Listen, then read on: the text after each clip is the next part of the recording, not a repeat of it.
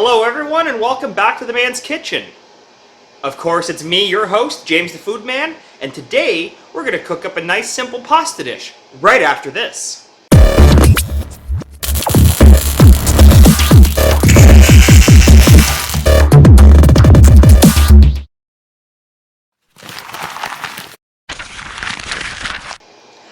Alright everybody, we're back from that intro, and today we're going to make up a nice simple pasta dish. But before we get into that, I'd like to ask everybody that's watching to click the subscribe button and ding that bell icon. That way YouTube sends you notifications when I post a video.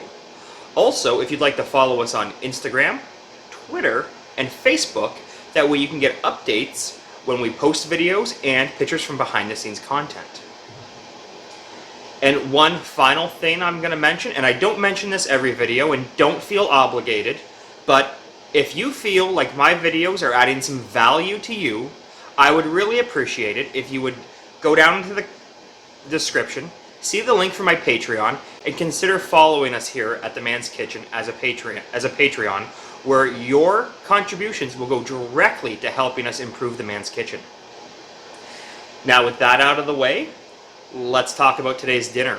We're going to make a very simple cream-based pasta with spinach, macaroni, and chicken. And I'll show you the ingredients next.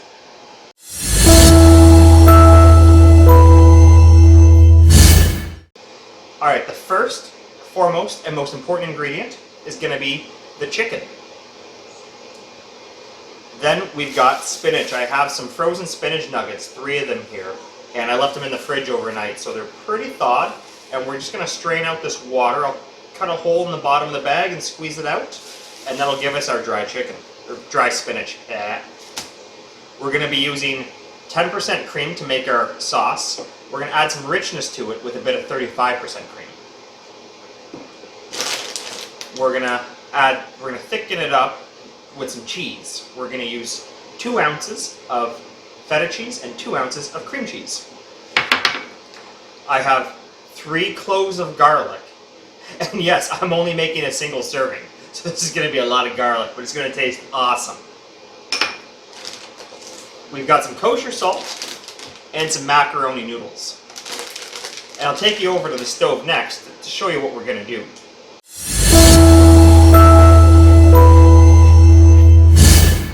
Alright, when I said take it to the stove, I actually meant cutting board, because we're going to cut up our garlic first. So I have my small 6-inch Dalstrong knife. This is not a sponsored Dalstrong video, I'm just throwing it out there that I really like these knives.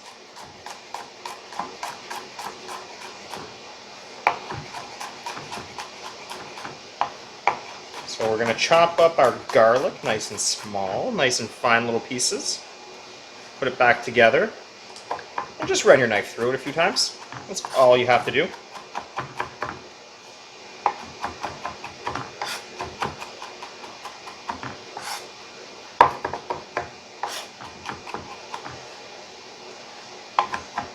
Now if you want to get it really fine and you don't have a garlic press, if you had a garlic press, now would be the time, right? But if you don't have a garlic press, I don't have one. This is what we're going to do. I'm going to put our garlic kind of in the middle here. We're going to take some kosher salt.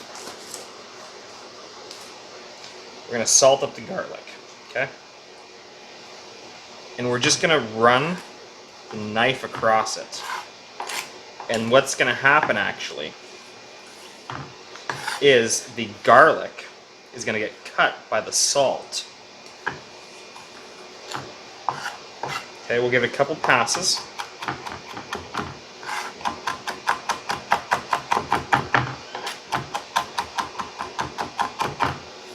Square it back up.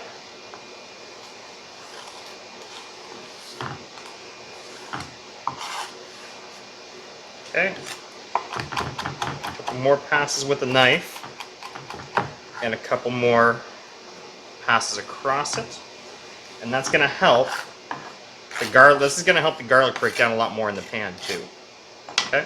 So, I have all this garlic on my clean hands. I would never advise not cooking with clean hands. So we're going to move over to the stove for the rest of this video.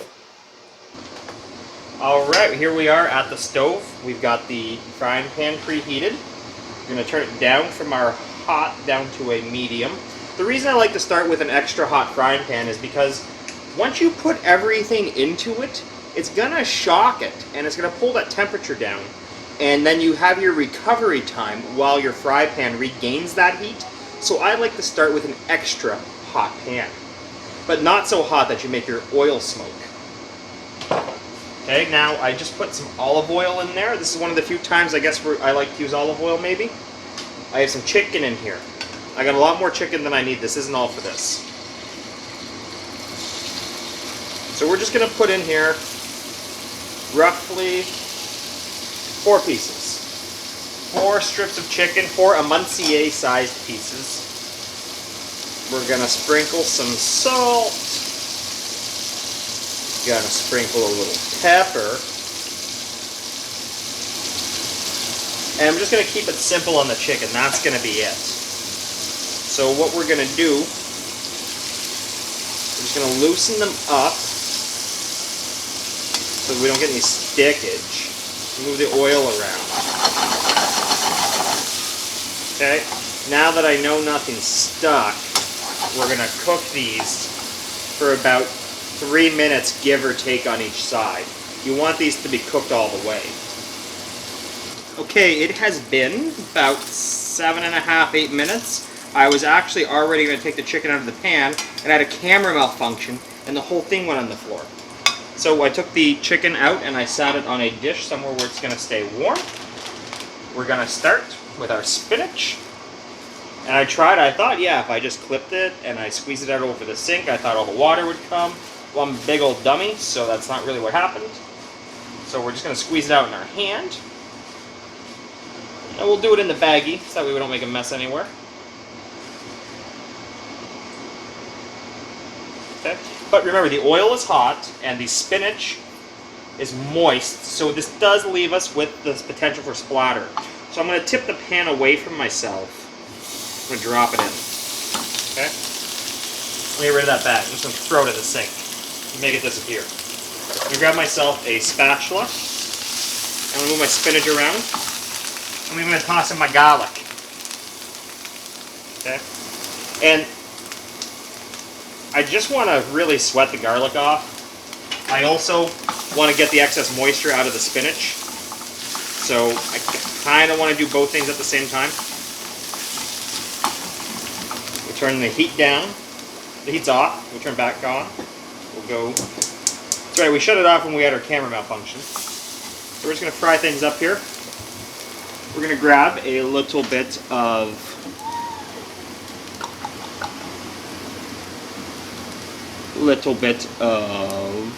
I would say use some white wine to deglaze.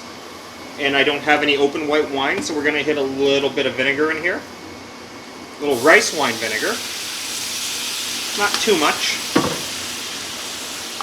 Basically, we can get all that chicken goodness up.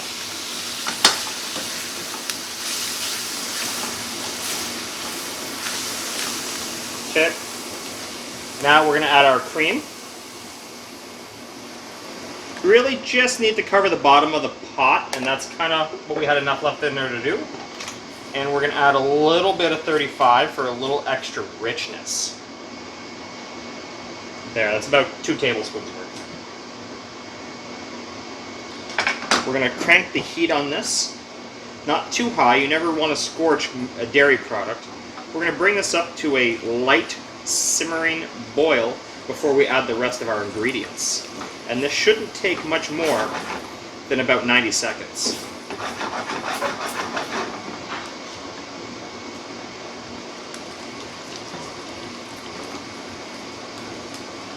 Okay, one ingredient I forgot to mention when I was talking about ingredients was Parmesan cheese. So I'm going to step over to the fridge and grab some. Oh, and look at that. The time it took me to get the parm out of the fridge was basically the time it took this to start simmering around the edges. Okay? And that's what it's going to start first. It's going to start around the edges and it's going to work its way in. Because the cream is directly touching the skillet on the outside, the saute pan, and that's where it's going to, the heat from the fire is going to heat the outside of the pan, the outside of the pan is going to start to heat the liquid, and now we're boiling on the inside.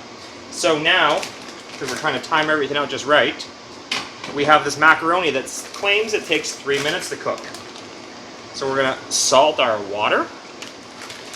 We're going to put in what kind of looks like one single portion. It'll be about 4 ounces, 3 to 4 ounces, I would say. And now we'll add in our cream cheese and our feta cheese. Okay.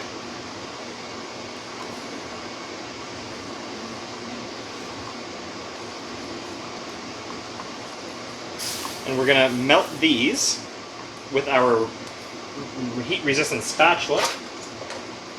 And we're going to stir the macaroni in the back.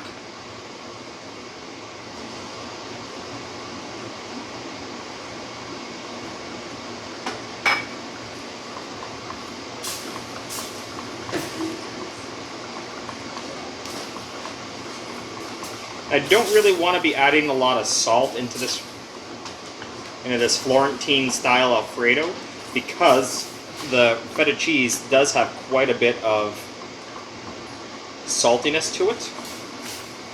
I'm not going to need to use any of the Parmesan cheese as a thickener here, like you would if you're making an Alfredo sauce, because the cream cheese is going to do that.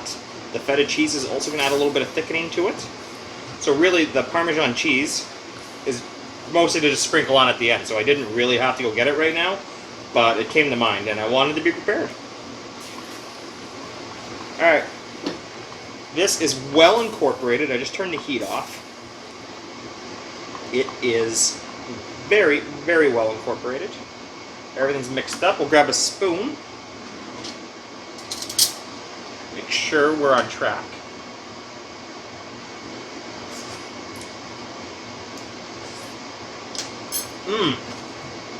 Use a little bit of pepper though. Just a little like dusting. And not over the whole thing. I just did a little corner there. I'll mix it all around. Okay.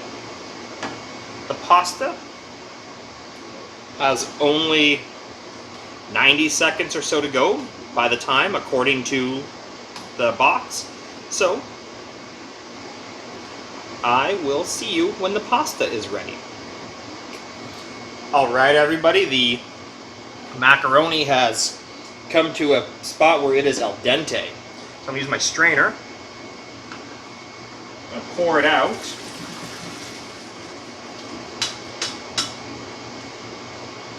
Now we're going to add this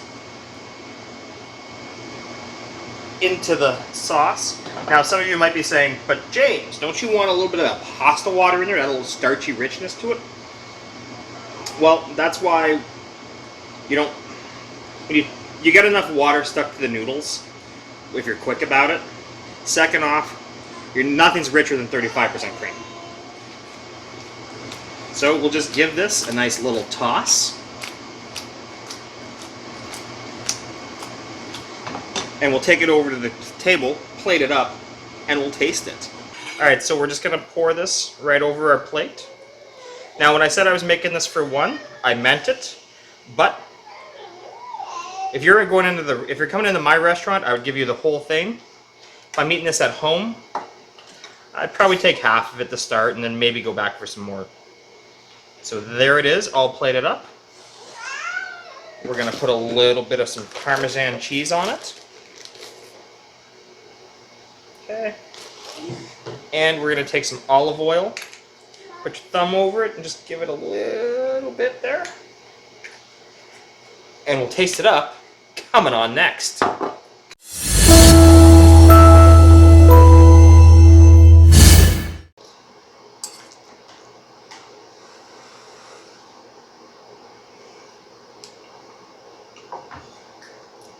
Oh, that is so spinachy and so rich and so creamy.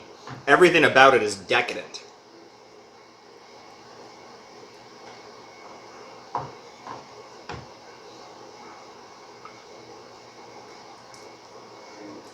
I'd give this a solid score. This is a great pasta. You're going to want to make this. You're going to want to make it again and again and again. And you're going to want to try different variations of it.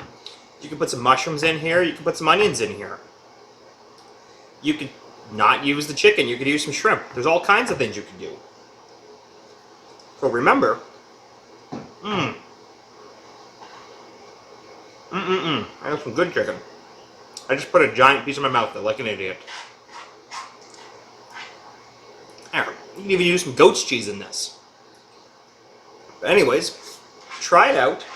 Cook it up at home. Write down in the comments what you did, if you did it just like I did, or if you changed it up and used a couple different ingredients. If you like today's video, hit the like button. If you like my channel, hit the subscribe button and ding that bell icon so you get notifications when I post a new video. Till next time, I am James the Food Man, and I'll see you back in the man's kitchen.